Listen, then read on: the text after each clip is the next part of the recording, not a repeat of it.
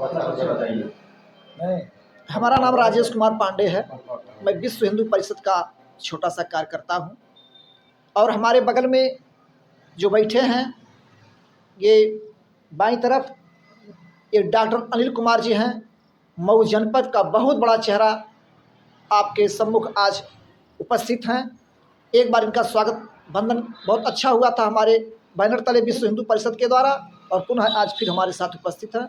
बहुत बहुत बधाई देता हूँ। धन्यवाद। आज आप विश्वास कर रहे हैं और आज आपके द्वारा एक कार्यक्रम आयोजित किया गया। किस प्रकार कार्यक्रम है ये? हमारा यह कार्यक्रम हमेशा चलता रहता है। सामाजिक परिवर्तन का कार्यक्रम है और सामाजिक परिवर्तन किस प्रकार का हो, जैसे कि आप देख रहे हैं, एक बेटा अपने बाप को सम्मान से जीने नहीं दे रहा, एक भाई अपने भाई को सम्मान नहीं दे रहा है। आज इस देश में परिवर्तन का मतलब है कि देश में परिवर्तन करने के लिए विश्व हिंदू परिषद जो कदम उठाया है मेरे भाई, विधान दो हैं। एक है संविधान, जो संविधान के बल पर लोग अपना अधिकार पाते हैं। संविधान आपको अधिकार देता है और उस अधिकार के बल पर आप बहुत बड़ा घर द्वार बनाते हैं, बहुत बड़ी कार खरीदते हैं, बहुत बड़ा हथियार भी खरीद लेते हैं। लेकिन वह संविधान हो गया जो अधिकार आपको देता है। आपके परिवार में एक विधान ऐसा है जिसे ब्रह्म विधान कहा जाता है, रम विधान कहा जाता है। भगवान राम का, ब्रह्मा जी का विधान कहा जाता है जो आपके परिवार में संस्कार देता है और संस्कार के बल पर आपके परिवार में एक अच्छा खासा सम्मान मिलता है। जिस परिवर्तन करने का मतलब है, जिस परिवार में संस्कार नहीं है, बहुत बड़ा हथियार खरीदने के बाद, बहुत बड़ी कार खरीदने के बाद, अधिकार पाने के बाद, संविधान के नेतृत्व में, संविधान के द्वारा जो अधिकार पाने के बाद वही घर के परिवार के लोगों को देखते ही बनता है कि अपने सगे भाई की गला काट कर हत्या कर देते हैं, थोड़ी सी जमीन के लिए पड़ोसी की हत्या कर देते हैं, अपने भाई को गोली मार देते हैं, सगा बेटा अपनी माँ को पीट पीट कर हत्या कर देता है। इसलिए विश्व हिंदू परिषद के बैनर तले विश्व हिंदू परिषद के कार्यकर्ता संस्कार देने के लिए घर घर जा रहे हैं, हर गांव में संस्कार देने की बात करते हैं। तो क्या आपके द्वारा जो ये परिवर्तन यात्रा चलाई जा रही है, क्या इससे क्या लोग समझ पाएंगे? जरूर समझ पाएंगे। भगवान राम के चरित्र का बखान करते हुए जरूर समझ पाएंगे और संस्कार अच्छा खासा दिया जाएगा। बड़े छोटे का सम्मान होगा तो समझाने के लिए प्रयास किया जाएगा और जो समझेंगे उसके घर में संस्कार बढ़िया होगा तो कम से कम आपसी सौहार्द और प्रेम भाईचारा कायम रहेगा, बना रहेगा।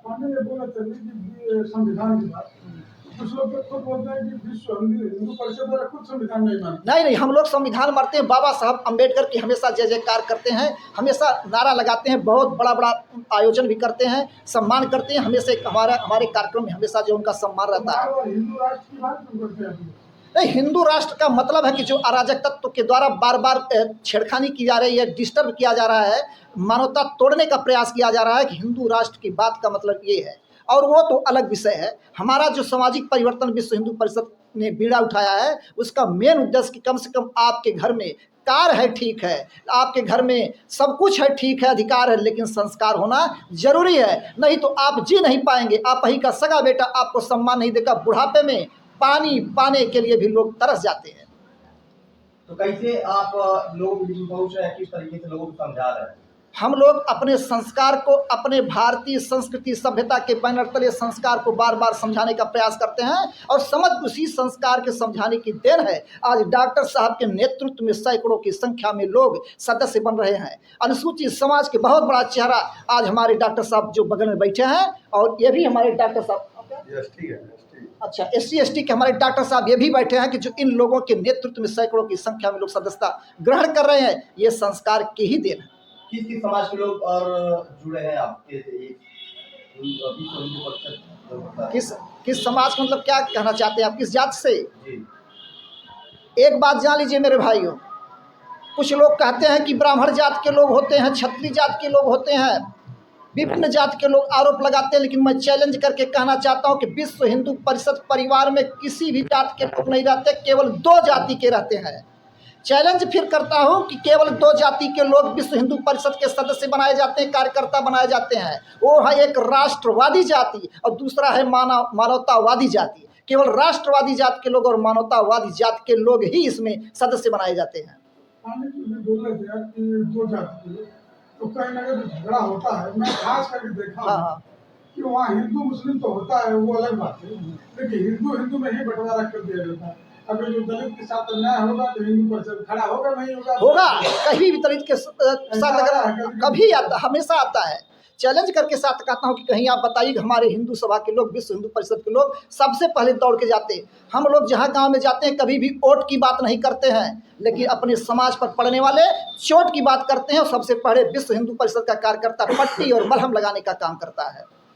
अब तक आपका जो विश्व हिंदू परिषद है और कहाँ अभी तक कार्यक्रम को कर चुका है और कहाँ कभी किया गया? ये हमारा कार्यक्रम पूरे भारत में हो रहा है। विश्व हिंदू परिषद है, ये एक जिले का कार्यक्रम नहीं है, न एक ब्लॉक का कार्यक्रम है, पूरे संपूर्ण धरती पर हमारा कार्यक्रम हो रहा है विश्व हिंदू परिषद का। विभिन्न प्रखंडों में हो रहा है, जिलों में हो रहा है, हर जगह हो रहा है। आज इस प्रेस वार्ता के माध्यम से उन लोग क्या संदेश जाएंगे जो समाज के हित में न रह करके और दूसरे हितों में रह करके कार्य करते हैं? सब क्या चीज कहा आपने? समाज में जो गंदगी फैलाते हैं और अराजकता के लोग होते हैं, उनके लिए क्या संदेश देना? उन्हीं लोगों के लिए सामाजिक परिवर्तन यात्रा का कार्यक्रम चलाया जा रहा है कि कम से कम एक अच्छा खासा विचार उनके अंतःकरण में, मन और मस्तिष्क में जब प्रतिष्ठापित किया जाएगा तो जो विकृति की भावना है, लोगों के अंदर मतभेद की भावना है, वो कम से कम समाप्त की जा सके। मैं डॉक्टर अनिल कुमार। आज विश्व हिंदू परिषद के बैनर तले किस प्रकार कार्यक्रम किया जा रहा है? देखिए, विश्व हिंदू परिषद बैनर के तले हमारे मित्र हैं पांडे जी। मैं इनको गुरु भाई मानता हूं और इनके मार्गदर्शन के अनुसार मैं जो उचित मार्ग मिलता है उसको करने का प्रयास करता हूं। ये एक सामाजिक परिवर्तन यात्रा है और इस यात्रा के अंतर्गत समाज के जो कुरीतियाँ, बुराइयां हैं उसको दूर कर आपसी भाईचारा को बनाए रखने के लिए और एक सुंदर समाज का गठन करने के लिए ही इस बैनर के तले प्रयास जो किया जा रहा है, उस प्रयास में मैं सक्रिय होकर इनके साथ आगे चलता चला जा रहा हूँ। वैसे मैं भारतीय जनता पार्टी के अनुसूचित मोर्चा क्षेत्रीय शोध प्रमुख हूँ गोरखपुर से, और पार्टी का समय समय पर जो मार्गदर्शन रहता है उस पर कार्य करने के लिए मैं तत्पर रहता हूँ। वैसे पेशे से एक डॉक्टर होने के नाते एक सामाजिकता तो पहले से ही जुड़ी हुई है, लेकिन इस माध्यम से भी मैं जो लोगों की मदद हो सकती है करने का प्रयास करता हूँ। तो क्या लग रहा है जो आप सामाजिक परिवर्तन यात्रा चला रहे हैं, क्या इस समाज का परिवर्तन हो सकता है? समाज में बदलाव होगा? देखिए, कुछ न कुछ करना ही पड़ता है। जिस तरह से आप कहेंगे कि स्कूल खुलने के बाद शिक्षा का प्रचार हो पाएगा, तो ये नहीं, पहले तो एक प्रचार प्रसार का माध्यम बनाना पड़ेगा और ये एक तरह से समाज को संदेश देना हुआ है कि हम उचित कार्य कर रहे हैं और बुराइयों को दूर करने का प्रयास किया जा रहा है। अगर इसको अवलोकन करते हैं, अच्छा लगता है तो जरूर परिवर्तन होगा, ऐसी बात नहीं। पेशे से डॉक्टर है तो उसमें भी भ्रष्टाचार बहुत ज्यादा है, इसमें कुछ कहेंगे? तो पहले तो यही मैं जानना चाहूँगा किस तरह का भ्रष्टाचार? जैसे दवा हुआ, चाहे फीस हुआ, अनर्गल वसूला जा रहा है। देखिए, हम ये कहेंगे कि आज समाज बुद्धिजीवी वर्ग है।